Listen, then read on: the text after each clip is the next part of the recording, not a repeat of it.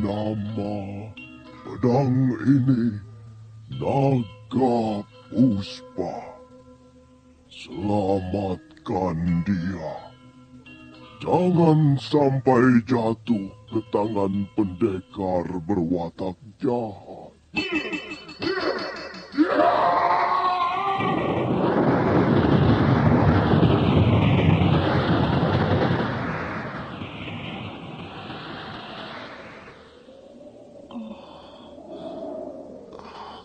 Kakang Kamandanu, kau masih juga tidak percaya bahwa aku mencintaimu. Mesin, maafkan aku, Mesin. Mesin. Mesin!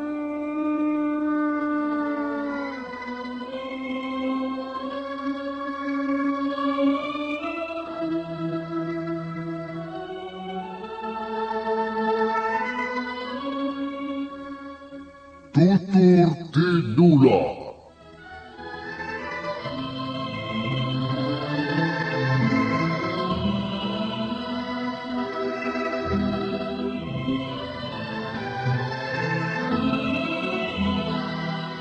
Sebuah sandiwara radio serial, produksi Sanggar Cerita dan teater Sanggar Prativi. Sebuah kisah dengan latar belakang sejarah runtuhnya Singasari dan berdirinya Kerajaan Majapahit.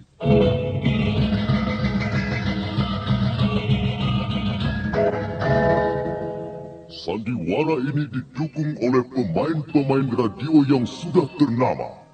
Ferry Fadli, Ivone Rose, dan Eli Ermawati.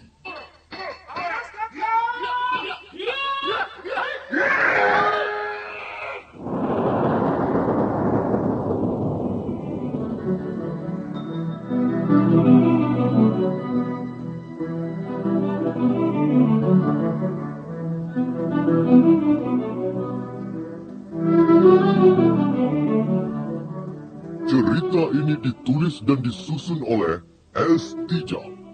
Teknik dan montase dikerjakan oleh Rudi Tinangon dan Joko SP. Sutradara EWS Yuwono. Kali ini mengetengahkan episode pertama dengan judul Pelangi di Atas Kurawa.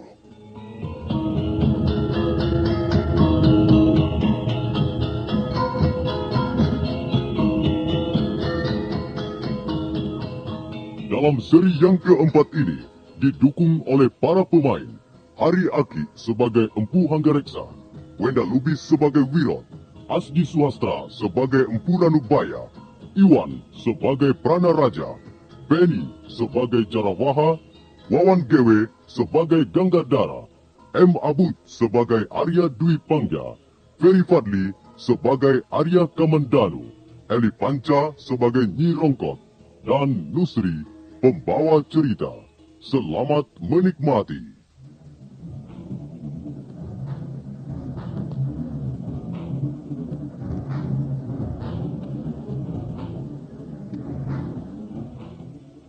Malam gelap gulita. Empu Hanggareksa terpaksa melayani orang bertopeng sambil membawa obor untuk penerangan. Dalam perang tanding singkat, hanya berlangsung 2 jurus, Empu Hanggareksa sudah bisa menundukkan penyerangnya. Pada saat orang bertopeng bulu kambing domba itu lengah, Empu Hanggareksa memasukkan sikunya ke arah pinggang lawan.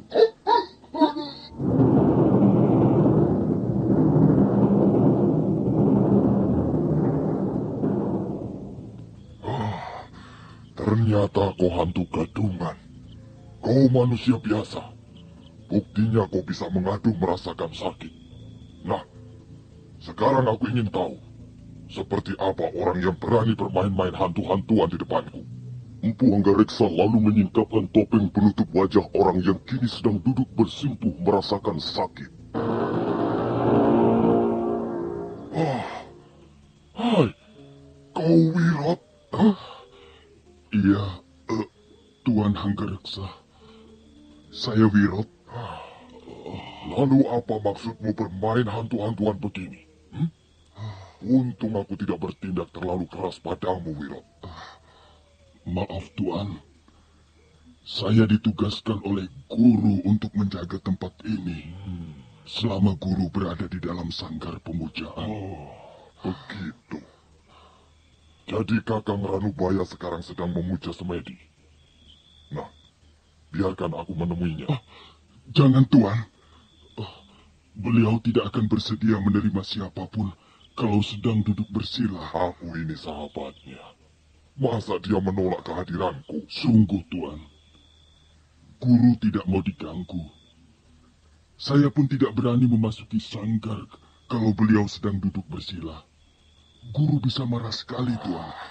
Masa dia akan marah juga padaku, Wirot? Kami sudah lama tidak berjumpa. Aku kira dia akan mau menerima kehadiranku. Sudahlah, kau pulang saja. Aku akan menemui Kakang Ranubaya sekarang. Jangan, Tuan. Jangan. Nanti saya yang kena marah guru. Tunggu, Tuan. Tuan jangan pergi ke sana, Tuan. Wirot, murid tunggal Empu Ranubaya itu tidak meneruskan teriakannya karena tiba-tiba saja Empu Hanggareksa sudah lenyap di balik kegelapan malam.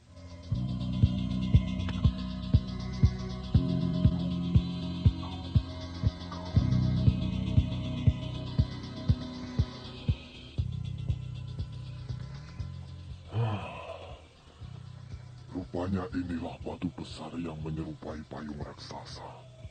Seperti yang dikatakan Wirot itu. Lalu di mana letak sanggar pamujan itu?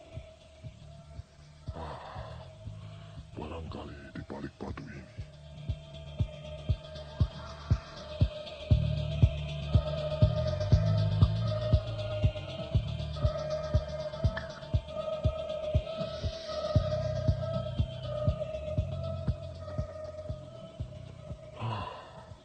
Tempat ini sungguh menyeramkan. Tapi sangat cocok untuk berlatih memusatkan pikiran. Nah, itu rupanya Kakang Ranubaya. Hikmat sekali duduknya. Baiklah, aku akan membangunkannya dari samadinya. Kakang Ranubaya. Kakang, ini aku yang datang, Kakang. Hanggareksa, adik seperguruanmu.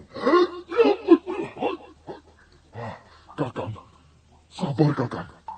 Ini Hanggareksa yang datang, Kakang. Kakang Ranubaya. Tunggu Kakang.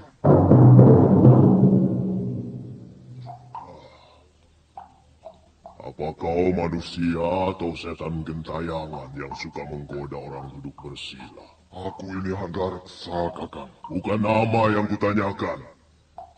Tapi sikapmu yang tidak beradab itulah yang kusesalkan. Maafkan aku, Kakang Ranubaya. Aku ada keperluan yang sangat penting denganmu, Kakang. Keperluan apa? Nanti akan kujelaskan sebaik-baiknya. Kau telah mengganggu aku. Kau seperti setan gentayangan saja. Duduklah. Terima kasih, Kakang.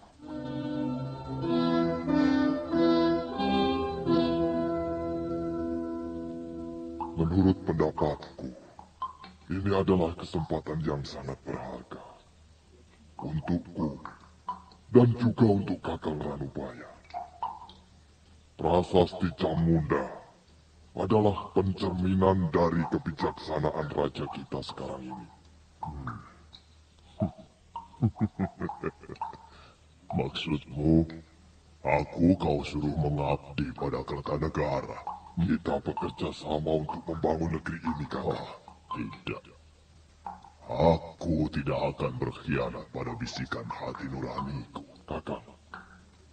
Pendirianmu itu tidak mempunyai dasar berpijak yang jelas, Kakang. Hanggareksa. Kalau selama ini aku mau bekerja membantumu menciptakan senjata pusaka, sama sekali itu bukan karena Kertanegara. Itu kulakukan hanya demi persaudaraan kita.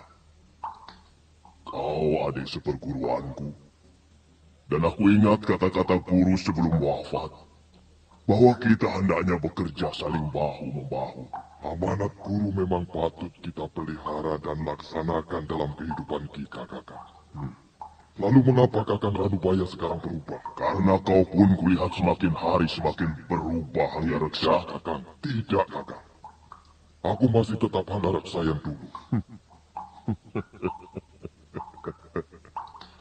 Wujud lahirmu memang tidak berubah. Tapi kehidupan batinmu yang mulai menyimpang, Hanggareksa.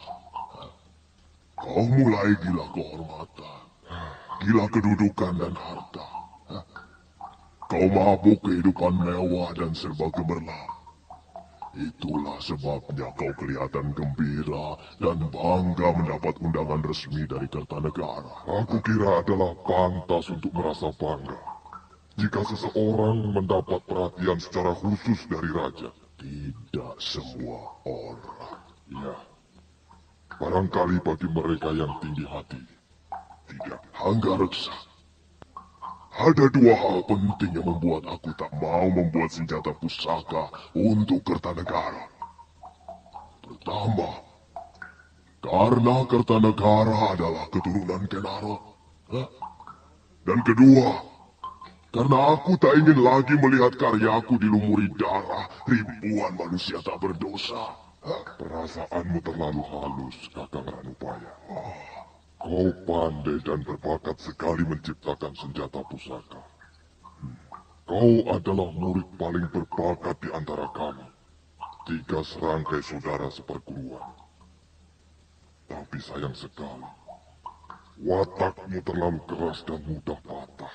Aku tidak mau dipaksa melakukan sesuatu yang tak kuinginkan, Hanggareksa. Sekalipun itu untuk keberhasilan, untuk mengabdi pada negara dan orang banyak. Hanggareksa. Ukuran keberhasilan bagi orang yang satu dan yang lain tidak sama. Demikian pula cara mengabdi pada negara dan masyarakat. Masing-masing orang punya gayanya sendiri-sendiri. Jadi aku telah gagal datang kemari. Ya, kau telah gagal sebelum kau keluar dari pintu rumahmu, Hanggareksa. Baiklah, aku akan datang sendiri ke istana untuk memenuhi undangan sang Prabu. Tapi kalau misalnya Kakang Ranubaya berubah pikiran, datanglah besok ke rumahku. Kita berangkat bersama-sama ke Singasari untuk memperoleh penghargaan dari istana. Berangkatlah sendiri saja, Hanggareksa. Jangan memikirkan diriku. Kita berbeda jalan.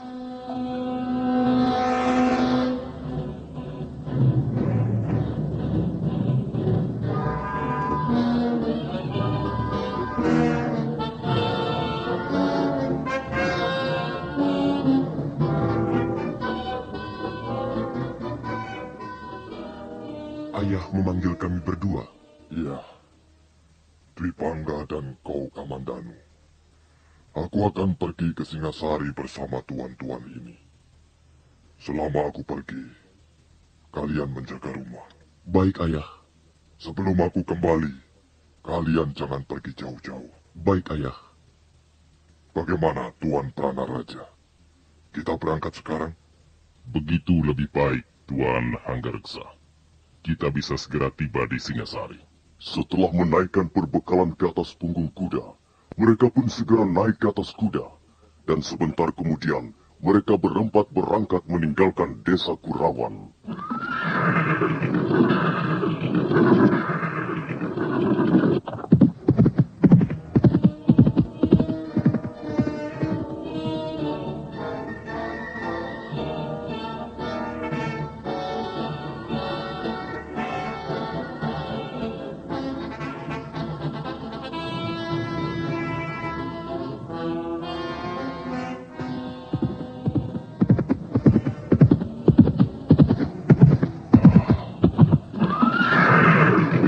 Disinilah kami dicegat dua perampok itu, Tuan.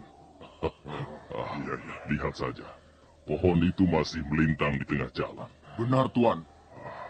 Pohon itu sengaja dirobohkan untuk menghalangi jalan kami, Tuan.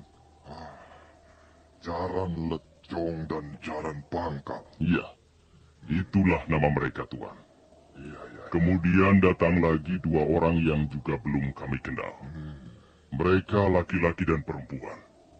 Mereka mengaku bernama Empu Bajil dan Dewi Sampi. Bagaimana dengan logat bicara mereka? Ya, sepertinya bukan logat bicara daerah di sekitar sini, Tuan. Iya, bicaranya agak kaku, seperti logat bicara orang dari daerah Gelang-Gelang. Iya, iya, iya, iya. Akhir-akhir ini memang banyak orang dari gelang-gelang berkeliaran keluar masuk desa. Ya, kita tidak usah khawatir karena pemerintah Singasari selalu waspada. Apakah ada yang berdiri di belakang mereka itu, Tuan? Tuanku Lembu Sora mencurigai Raja Gelang-Gelang sendiri. Jaya Katuang? Ya, Raja bawahan Singasari itu memang agak mencurigakan. Tapi semua itu tentu saja belum ada bukti yang bisa dipertanggungjawabkan. Dengan begitu, pemerintah Singasari belum berani bertindak terlalu jauh. Ya, kalau memang Jaya Katuang mau membuat kekacauan dengan orang-orangnya, bisa terjadi pertumpahan darah sesama saudara. Bukankah Jaya Katuang itu masih besan Prabu Kertanegara sendiri? Benar, Tuan. Arda Raja, putra Jaya Katuang, telah memperistri salah seorang putri sang Prabu. Bukan hanya besan Kakang Jarawaha. Prabu Kertanegara itu putra Prabu Seminingrat atau Ranggawuni. Nah, adik sang Prabu Kertanegara yang bernama Nararya Turuk Bali dipersunting Jaya Katuang. Jadi di samping besan, sebenarnya Jaya Katuang masih adik ipar sang Prabu Kertanegara sendiri. Ya, karena itu Sang Prabu sama sekali tidak percaya mengenai desas-desus bahwa Jaya Katuang berdiri di belakang kerusuhan yang melanda Singasari dan sekitarnya. Sang Prabu malah mencurigai negara-negara taklukan seperti Kerajaan Sunda atau Madura. Bahkan Sang Prabu memerintahkan agar kita semua waspada terhadap dua orang pembesar istana yang telah diberhentikan. Maksudku Arya Wiraraja atau Banyak Wide dan Sang Ramapati. Tapi mungkin juga dua orang itu menjadi biang keladinya karena sakit hati. Baiklah. Mari kita teruskan perjalanan, Tuan. Saya kira kita tidak perlu menginap di Jasundungkal. Kita bisa terus berkuda sampai Rambut Jarat dan menginap di desa kecil itu. Mari Tuan Prana Raja. Tak baik kita terlalu lama berada di tempat ini.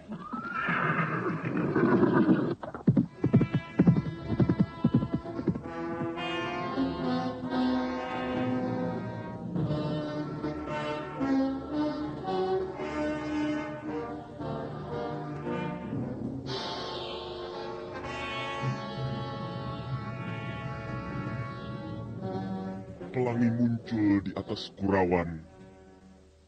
Warnanya indah bukan buatan. Seorang gadis ternganga keheranan. Rambutnya tergerai jatuh ke pangkuan. Bagaimana pendapatmu tentang syairku ini, Adik Kamandanu? Bagus tidak? Aku tidak tahu syair. Ya, tapi kau bisa melihat kata-katanya. Kalau tidak salah, syairmu tadi bicara tentang seorang wanita. Iya, wanita. Wanita bagiku adalah sumber ilham untuk berbuat sesuatu.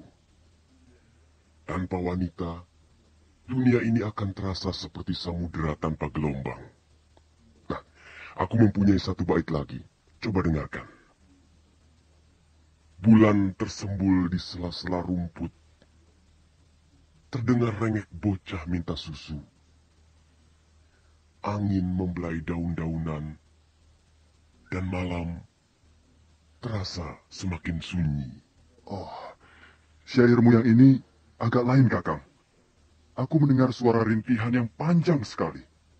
Iya, dan rintihan itu akan semakin panjang bila kita ditinggal pergi lama oleh kekasih yang kita cintai. Kau sudah pernah jatuh cinta, Adik Kamandanu? Belum. Tapi kuperhatikan sekarang kau banyak berubah. Tidak seperti dulu lagi. Kau banyak menyendiri dan kurang menyukai keramaian. Itu sudah menjadi sifatku, Kakang. Kakang Dwi Pangga saja yang kurang jeli. Hingga baru melihat sekarang. Jangan begitu. Kau takut aku merebut gadismu? Aku tidak mempunyai gadis, Kakang. Kau ini aneh, Kamandanu. Sepertinya kau tidak mempunyai kegairahan apa-apa. Kau punya cita-cita dalam hidup ini? Entahlah. Kau harus banyak membaca ilmu pengetahuan seperti aku ini, adik Kamandanu. Belajarlah menekuni sastra. Pasti suatu saat kau akan bangkit dan merasa alangkah indahnya hidup ini. Aku merasa tidak punya bakat di bidang seni sastra, Kakang. Almarhum ibu adalah penulis sastra yang diakui oleh pemerintah Singasari di zaman Prabu Ranggawuni. Banyak tulisan beliau dipuji oleh kalangan istana. Dan bahkan, ibu pernah mendapat tanda penghargaan. Bukankah ini pedang pemberian ayah dulu, Kakang? Iya, itu pedang hadiah ayah pada saat ulang tahunku yang ke-18 dulu. Sepertinya Kakang tidak pernah menyentuh pedang ini. Aku tidak membutuhkan benda itu, Kamandanu. Maka kubiarkan saja tergantung di dinding ruangan tidurku. Kakang tidak tertarik sama sekali pada benda pusaka. Benda pusaka tidak bisa menaklukkan hati seorang wanita. Dengan pedang di tanganmu seperti itu, kau seperti seorang pendekar pilih tanding, Kamandanu. Aku pun tidak tertarik benda semacam ini, Kakang. Kata ayah, kau mempunyai bakat seorang pendekar. Ayah hanya ingin membesarkan hatiku, Kakang. Aku merasa belum menemukan apa yang kucari. Kamandanu, Bibi Rongkot tadi mencarimu. Sepertinya ada yang hendak dikatakannya padamu.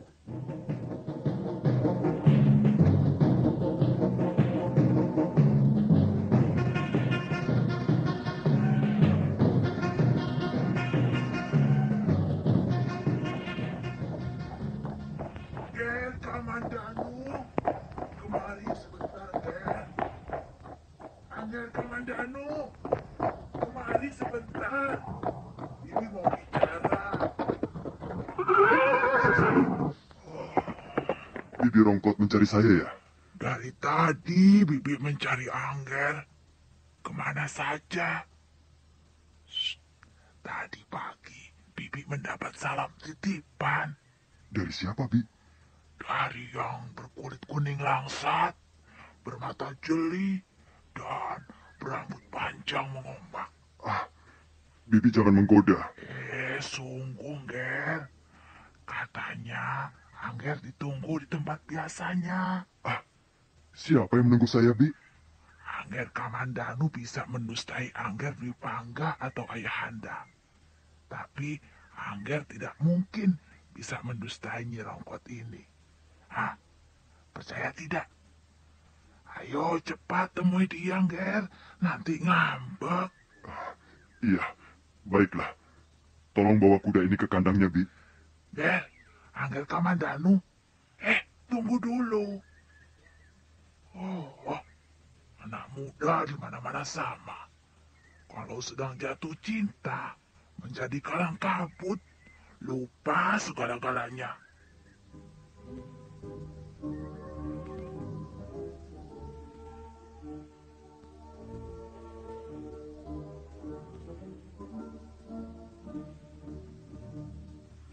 Bibi telah menipu aku. Mana? Aku tidak melihat Nari Ratih di sini. Hanya rumpun ilalang yang kulihat di sana sini. Nari Ratih. Putri Rekian Buru itu memang cantik sekali. Sudah 3 bulan lamanya kami bergaul dan bertemu di tepi padang ilalang ini. Tapi entahlah, apakah mungkin dia mencintaiku? Masa Bibi Rongkot berdusta? Dia tidak pernah mendustaiku. Hei, apa ini?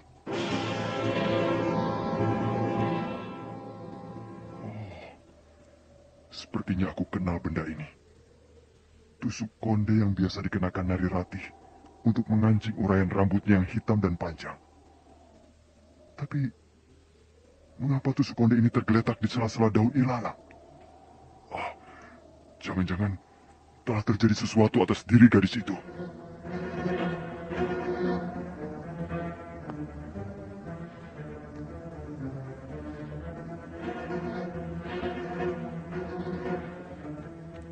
Arya Kamandanu menimang-nimang tusuk konde itu. Tiba-tiba hatinya berdebar-debar. Suatu perasaan yang sangat aneh telah mengganggu ketenangan batinnya. Nah, para pendengar sekalian, bagaimana kelanjutan kisah ini? Apa yang akan dialami pemuda desa Kurawan itu? Silakan menunggu seri berikutnya. Sampai jumpa.